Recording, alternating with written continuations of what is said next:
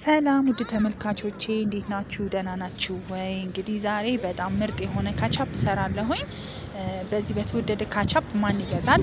እንደዚህ በጣም በትንሽዬ ግማሽ ኪሎ በሚሆን ቲማቲም ምርጥ የሆነ ወይም ኦሪጂናል ካቻፕ የብራንድ ካቻፕ ጣዕም ያለው እሰራለሁኝ። እንደምታዩት እዚህ ጋር 3 ፍሬ ቲማቲም አዘጋጅቻለሁ።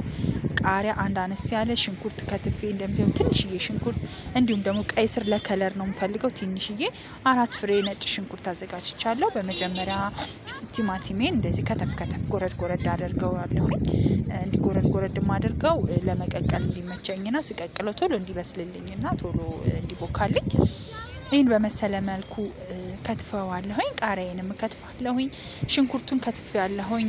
ቀይ ስሩንም አዘጋጅቻለሁ። እንዳያችሁት በጣም ትንሽ ነው የሚያስፈልገው፣ ቀይ ስር ለከለር ብቻ ነው። ከዛ እንደምታዩት እንደዚህ ድስት ውስጥ አድርገዋለሁኝ። ሁሉንም አስገባለሁኝ አንድ ላይ ቀይ ስሩንም ሽንኩርቱንም እንደምታዩት እንደዚህ ነው ሽንኩርት የከተፍኩት ነጭ ሽንኩርቱን። ከዛ ትንሽዬ ውሃ አደርጋለሁኝ እንዳይቀጥንብኝ አላበዛውም። ከዛ ለ6 ለ7 ደቂቃ ያህል ከ5 እስከ 7 ደቂቃ ያህል አንተከትከዋለሁኝ ማለት ነው። ከተንተከተከ በኋላ አያችሁት እንግዲህ ከለሩን በጣም አምሯል። አሁን ቀይ ስሩን አወጣዋለሁኝ ምክንያቱም ይበቃዋል። ከዚህ በላይ ካደረኩትኝ በጣም እንዳያቀላው ማለት ነው። እና በጣም አሪፍ የኦሪጂናል ካቻፕ ከለር እንዲኖረው ነው የሚያስፈልገው የምፈልገው። እና አሁን ትንሽ ቀዝቀዝ እንዲልልኝ ይኸው እያደረኩትኝ ነው። ከዛ ፈጨዋለሁ።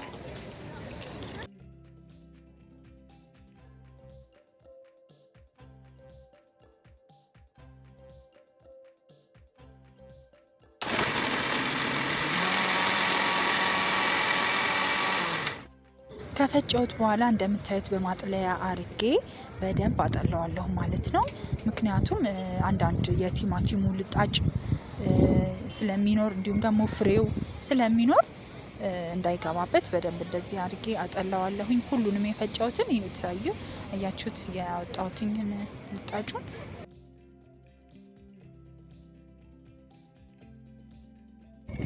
ከዛ ይሄንን የመሰለ ይሆንልኛል ማለት ነው። በደንብ አድርጌ ነው ያጠለልኩት።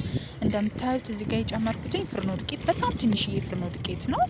እንዲሁም ደግሞ ቁንዶ በርበሬ ትንሽዬ ቁንዶ በርበሬ ጨምራለሁኝ። ከዛ እዚህ ጋር የምታዩት ቅርንፉድ ነው። 3 ፍሬ ቅርንፉድ ጨምርበታለሁኝ። ከዛ ጨው ትንሽዬ በጣም ትንሽ ጨው እንደምታዩት፣ እንዲሁም ደግሞ 1 የሾርባ ማንኪያ ሙሉ ስኳር ጨምራለሁ። እነዚህ በሙሉ ስናደርጋቸው ትክክለኛውን ቴስት ያመጣልናል ማለት ነው። ከዛ እንደምታዩት እያማሰልኩት አንተከትከዋለሁኝ። ቀነስ ባለ እሳት አንተከትከዋለሁኝ። በደንብ እስኪወፍር ድረስ ነው ማንተከትከው። ቀጭን መሆን የለበትም። ያው ቀጭን ቢሆን ቴስቱ ቆንጆ ከሆነ ችግር የለም፣ ግን ወፍራም ሲሆን የበለጠ ያምራል።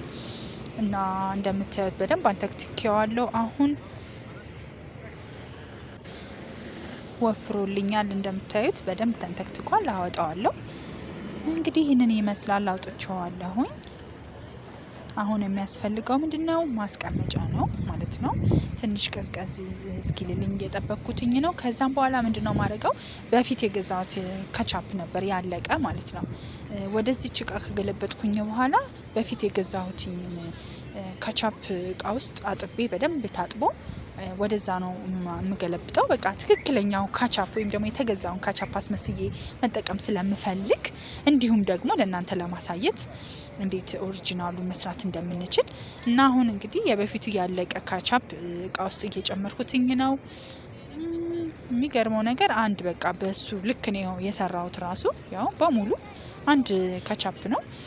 እንግዲህ ይህንን ካቻፕ በአሁን ሰዓት ብንገዛ ምን ያህል ነው? በጣም ውድ ነው። እዚህ በ3 ቲማቲም ግማሽ ኪሎ በማይሞላ በጣም በርካሽ ግን ይሄ አንድ ካቻፕ ሰራን ማለት ነው።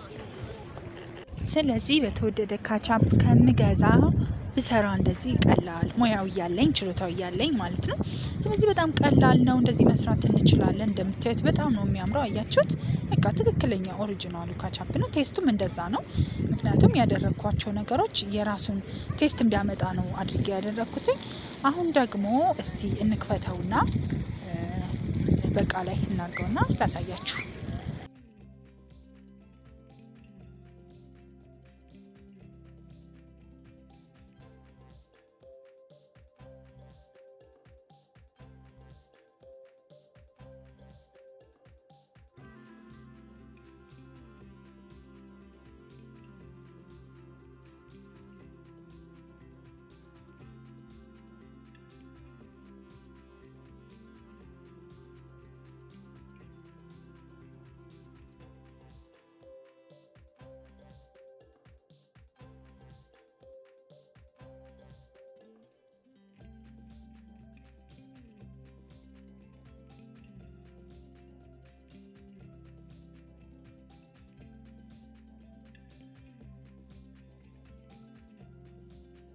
ይሄንን ይመስላል እንግዲህ ቪዲዮ እንደወደዳችሁ ተስፋ አደርጋለሁኝ። ትክክለኛውን ኦሪጂናሉን ካቻፕ እንደዚህ መስራት እንችላለን።